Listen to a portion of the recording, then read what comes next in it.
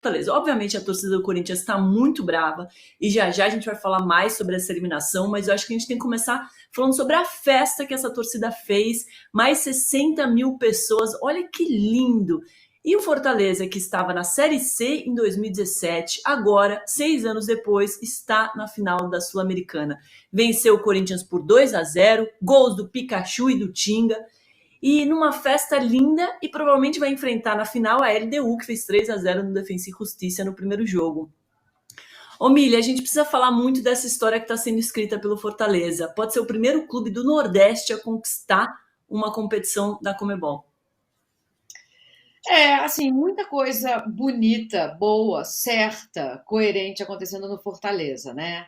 Desde 2017, desde a Série C, desde que o Fortaleza, ao contar essa história, não elimina as dores da Série C, da Série B, ele se orgulha da trajetória.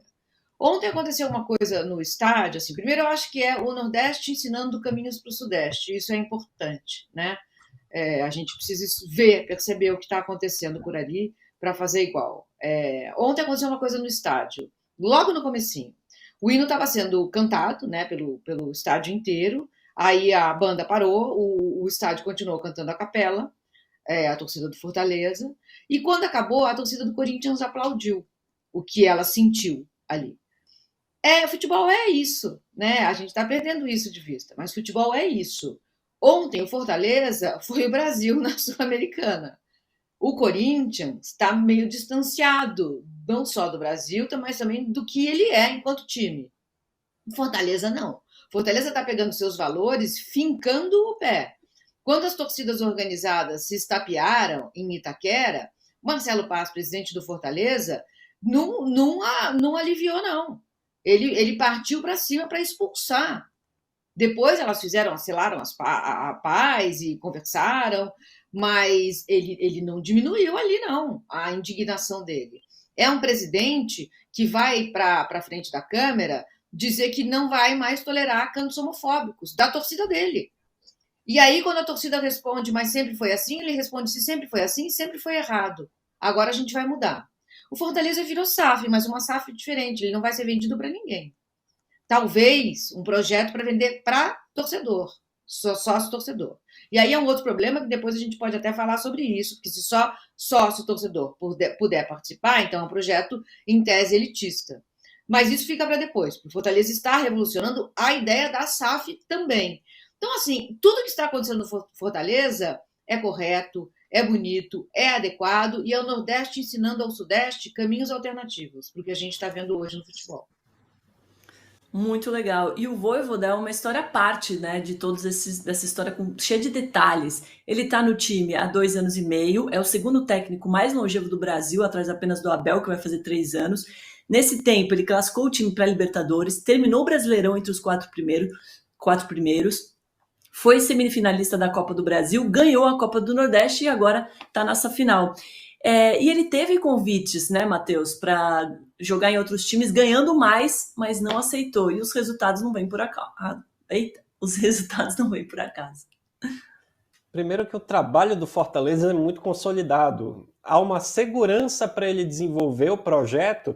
E se a gente lembrar no passado, quando o Fortaleza disputa a Libertadores pela primeira vez, o clube vai muito mal no primeiro momento do Campeonato Brasileiro, fica muitas rodadas na zona do rebaixamento, o torcedor cobra a direção e o Marcelo Paz, junto com a sua equipe, todos bancam a permanência do Vojvoda porque acreditavam no projeto que estava sendo ali desenvolvido. Quando o Fortaleza é eliminado pelo Estudiantes, ocorre a arrancada do clube no Campeonato Brasileiro. O Fortaleza é o melhor projeto esportivo do Brasil, porque está afastado dos grandes centros, consegue resultados muito expressivos num espaço muito curto de tempo, com um dinheiro muito mais curto do que clubes do eixo Rio-São Paulo, vai zerando sua dívida, consegue projeção internacional a um clube do Nordeste. A gente sabe toda a dificuldade que existe da limitação orçamentária, de atletas que muitas vezes não querem ir para lá, e tem uma contratação do Fortaleza, que não é de agora, que para mim é muito simbólica, e mostra essa virada, que é o Iago Pikachu, que sai do Vasco, um clube tradicionalíssimo do futebol brasileiro, ultra vencedor, mas num momento de crise, ele abre mão da visibilidade do Vasco e compra o projeto do Fortaleza. A partir daí, a gente vê o quanto o clube vai crescendo. Hoje, o Fortaleza é uma marca consolidada na Série A. É um clube de G10, G8. Se não for para a Libertadores via Sul-Americana, é muito provável que vá via G6 do Campeonato Brasileiro. Então, esse projeto esportivo, longe dos grandes centros econômicos, num tempo muito curto, com limitação orçamentária, faz para mim o Fortaleza ser o melhor do Brasil, até mesmo à frente do Palmeiras, do Atlético Mineiro, por exemplo, porque o Fortaleza não tem um mecenas, não tem uma pessoa botando ali dinheiro, ou não tem um investimento de um patrocinador forte aliado à direção do clube, como é o caso do Palmeiras. O Fortaleza é um projeto muito consolidado por trabalho, por organização e planejamento. Muito bom. E a comparação é cruel, né, Miri, se a gente fizer a comparação, porque nesse período que o Vojvoda estava no Fortaleza, o Corinthians, que tem a terceira maior folha de pagamento do país, teve 7 técnicos.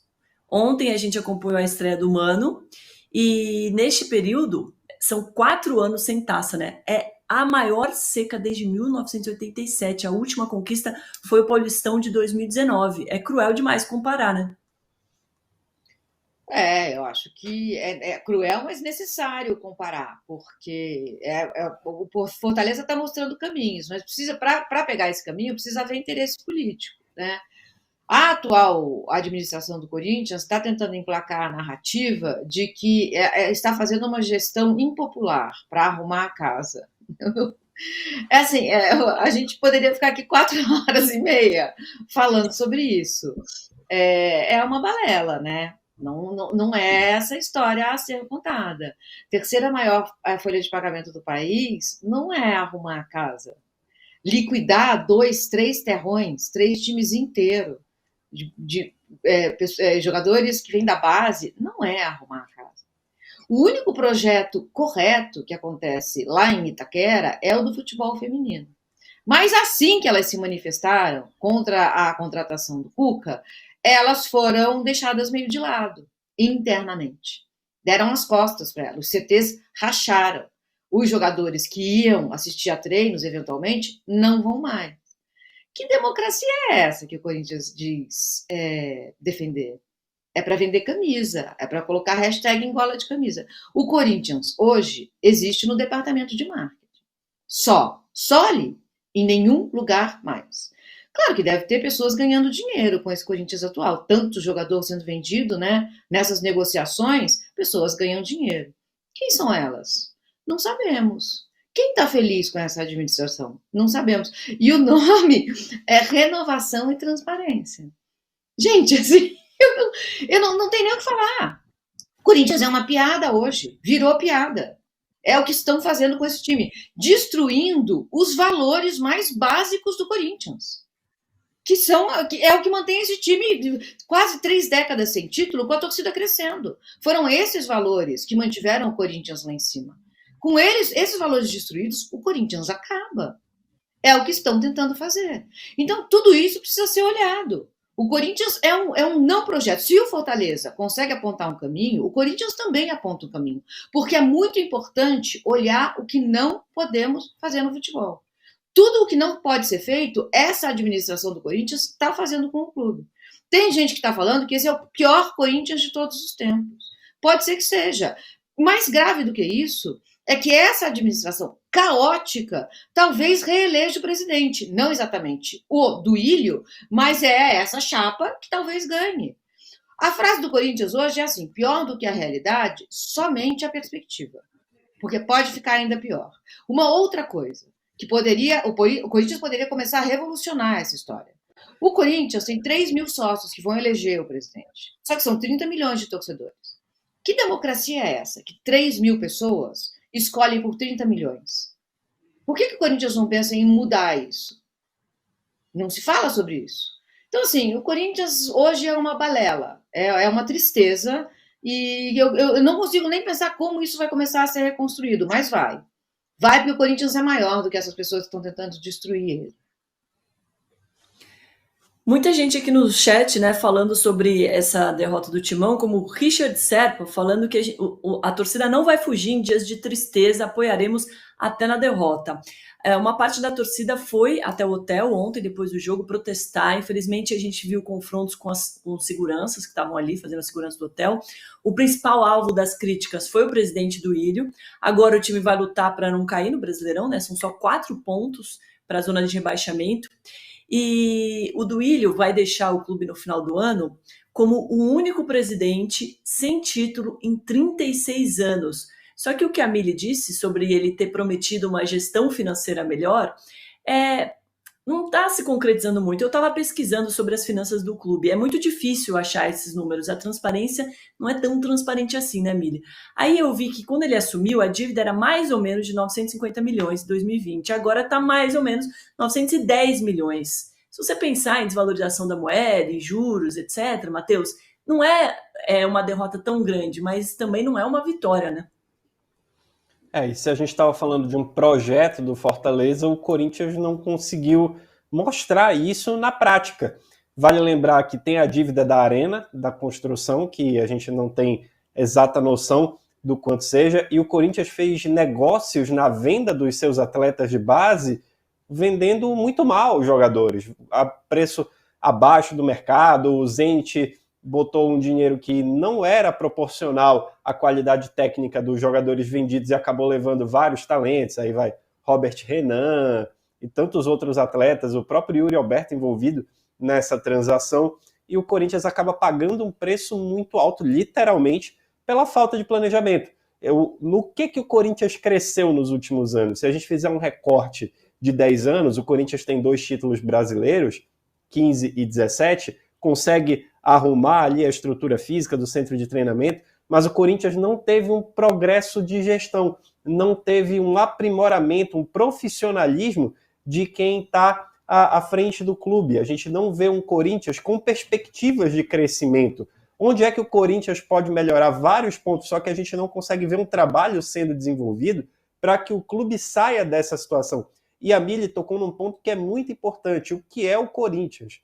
Qual é a identidade do Corinthians junto à sociedade? O Corinthians sempre foi visto como um clube popular, um clube que honrava a ideia da democracia, que sempre lutou pelas causas dos trabalhadores, e a gente vê um Corinthians descolado hoje dessa realidade, um Corinthians afastado do próprio Corinthians, da essência do Corinthians. A gente não consegue perceber esse envolvimento das pessoas que fazem o clube com os ideais históricos alvinegros. Ô Mili, o Paulo Moreira, que está sempre aqui com a gente, muito obrigada, fala assim, o Corinthians vai ser rebaixado, podem apostar. Difícil ser rebaixado, né?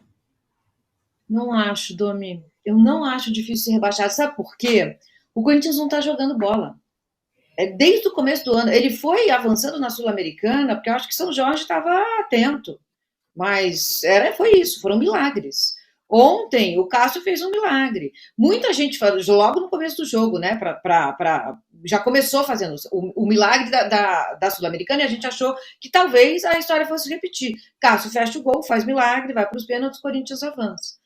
Mas eu acho que a gente tem que olhar o que o Corinthians está jogando em campo. E o Mano, ele não vai conseguir fazer um milagre. Na entrevista coletiva ontem, o Mano foi muitas vezes perguntado sobre motivação. E ele falou, não é falta de motivação, não é falta de motivação. É claro que a falta de motivação, ela vem com um monte de derrota, um monte de partida que ninguém sabe o que faz em campo. E que se o Corinthians começar a ganhar, a motivação vem junto. Mas tem também falta de motivação. Porque a falta de planejamento, você não saber, não estar mobilizado dentro de um projeto, sem saber para onde você vai, faz o time ficar perdido, desconectado, cada um pensando na própria vida.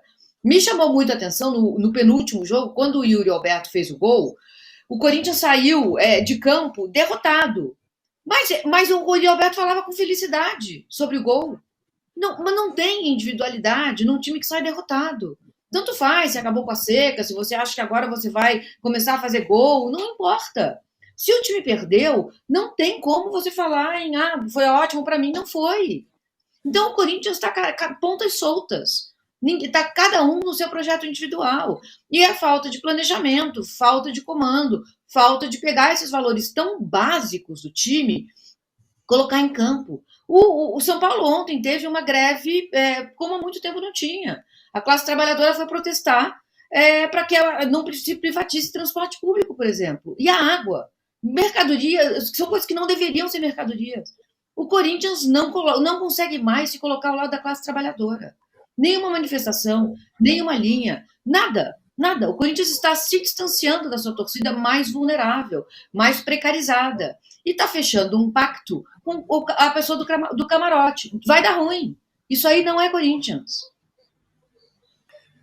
Muito bom. Matheus, queria repassar a pergunta para você. Qual é a chance que o Corinthians tem de permanecer na Série A ou de cair para a Série B?